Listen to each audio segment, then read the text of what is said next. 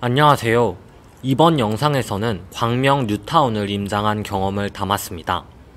지도에 권역을 표시해보자면 1구역, 2구역, 4구역, 11구역을 집중적으로 살펴봤습니다.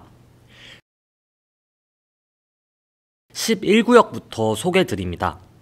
4291세대의 대단지 아파트, 최고 층수는 42층, 시공사는 현대건설입니다.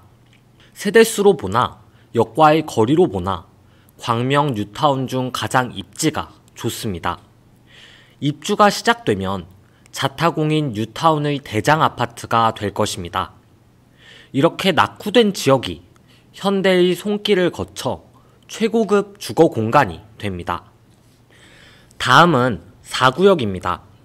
이름은 광명 센트럴 아이파크. 4구역 또한 광명 사거리역과 그리 멀지 않습니다. 초등학교도 가까이 위치해 있고요.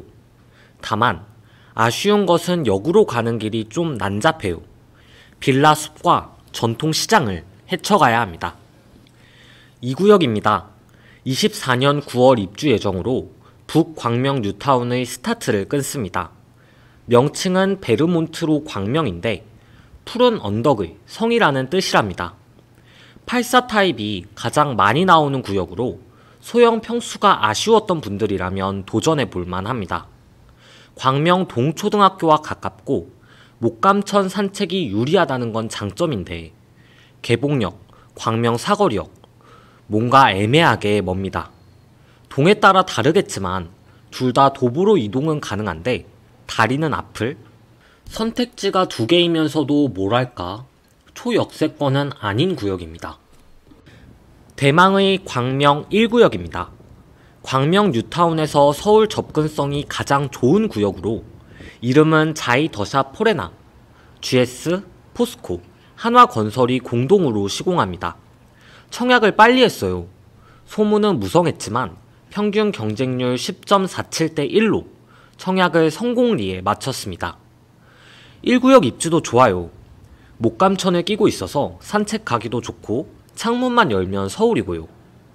근데 지하철 타기는 꽤나 까다롭습니다. 일단 광명 사거리역은 이용하기 쉽지 않고 1호선까지도 20분 가까이 걸립니다. 특히 9일역이나 개봉역이나 경로가 복잡해서 하나는 아파트 단지를 거쳐야 하고 하나는 육교랑 지하도를 건너야 해요. 그리고 1단지가 아니라면 초등학교도 거리가 꽤 있습니다. 서울과 가깝다는 상징성은 있는데 편의는 글쎄요. 많이 아쉽습니다. 광명 뉴타운 핵심 교통시설은 7호선입니다. 역은 하나뿐, 광명 사거리역이죠. 그래서 광명 사거리역과 가까운 11구역, 4구역이 인기가 좋을 수밖에 없습니다. 논현까지 34분이면 갑니다.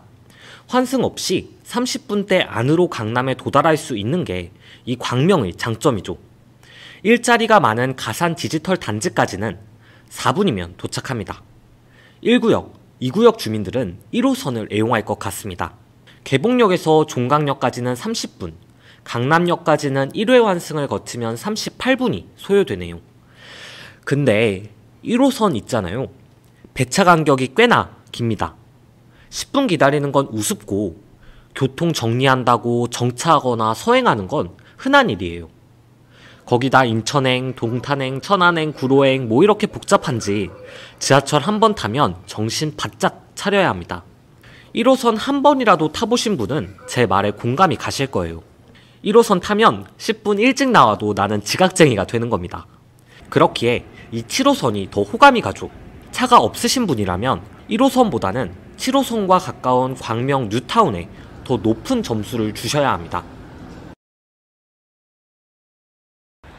서부 간선도로 타고 올림픽대로나 강남 순환도시고속도로 많이들 타실 것 같고 광명로 타고 쭉 내려가면 광명 IC가 나옵니다. 이렇게 보면 도로교통이 그냥저냥 괜찮구나 싶은데 광명 뉴타운은 총 2.5만 가구가 공급됩니다. 근데 광명 뉴타운은 소형 평수가 많아요. 재개발은 수익을 내는 과정에서 필연적으로 소형 가구가 많을 수밖에 없습니다. 그런데 사회 초년생이더라도 차는 한 대 있어야 하잖아요. 2.5만 대가 뉴타운의 도로를 빽빽하게 메울 것입니다. 도로 정비 안 하면 출퇴근 때마다 스트레스가 보통이 아닐 겁니다. 특히 광명 뉴타운은 정말 비슷한 시기에 완공이 되고 입주를 하기 때문에 2030년이 되면 쌓여온 유동량이 한 번에 쏟아질 것입니다. 특이하게 광명초가 있고 광명북초, 광명남초, 광명서초, 광명동초가 구역별로 있습니다. 대부분의 단지에서 초등학교 멀지는 않지만 몇몇 단지, 가령 자이더샵 포레나 2, 3단지의 경우에는 10분 정도는 통학하며 다닐 수 있겠네요. 학원가는 어떡하나요? 사실 광명 뉴타운에 자족할 만한 학원가가 있는지 의문입니다. 학원이야 물론 있겠지만요. 다행인 건 목동 학원가까지 차로 20분이면 갑니다. 광명에서 목동학원 라이딩, 필수 아닌 필수겠죠.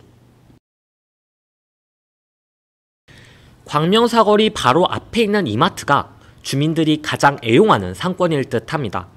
실제로 가봤는데 그냥 평범한 마트였어요. 하지만 이마저도 며칠 후에 문을 닫는다고 하더라고요. 이제 장은 어디서 봐.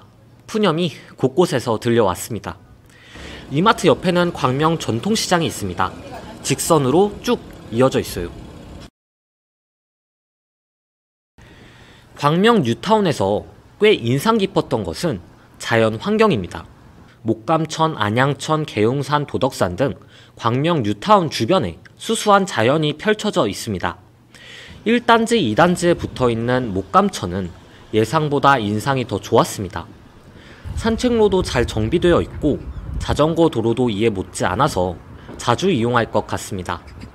1호선을 타기 위해서는 어쩔 수 없이 건너야 하는 하천이기도 하고요.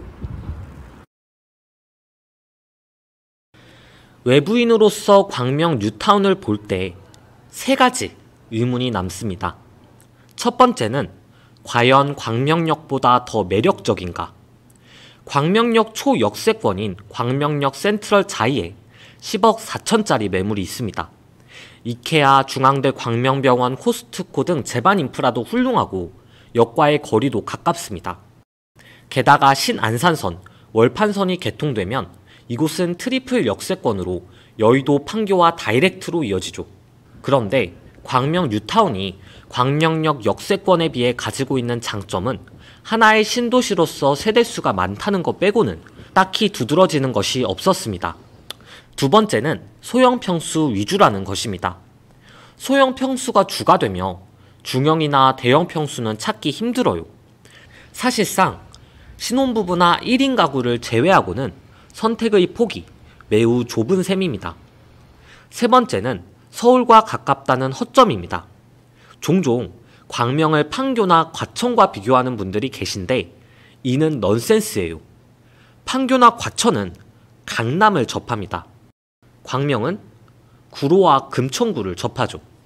물론 구로구와 금천구도 일자리의 측면에서는 가점을 줄 수 있지만 소위 우리가 서울이라고 말하는 지역과는 괴리가 있습니다. 광명 뉴타운의 장점도 있어요. 많은 일자리가 있는 구로구, 금천구, 나아가 여의도의 배후지로서 직주 근접이 좋습니다. 또한 비교적 비슷한 시기에 시공과 준공이 이루어져 입주를 하더라도 공사판에서 살지 않아도 됩니다. 대부분의 신도시가 완공까지의 시간이 길다는 점을 미루어 볼 때 소음이나 도시 미관에서 다행인 점이죠. 가산, 구로에 직장을 두고 있는 1인 가구, 신혼부부께 1순위로 추천드리고 싶습니다. 좋은 거주지에서 지내다 20분 내외로 직장에 도착하고 종종 고척에서 야구 보고 그리고 청약 당첨되신 분들, 구역에 따라 다르겠지만 7호선과 가까운 구역이라면 프리미엄을 충분히 도모할 수 있을 것입니다. 분양 받으시고 전매를 하거나 실거주하기에도 좋을 것 같고요. 더불어 전세로 들어갈 분들에게는 추천드리고 싶습니다. 실거주 의무가 없어 전세 매물이 정말 많이 나올 것 같습니다.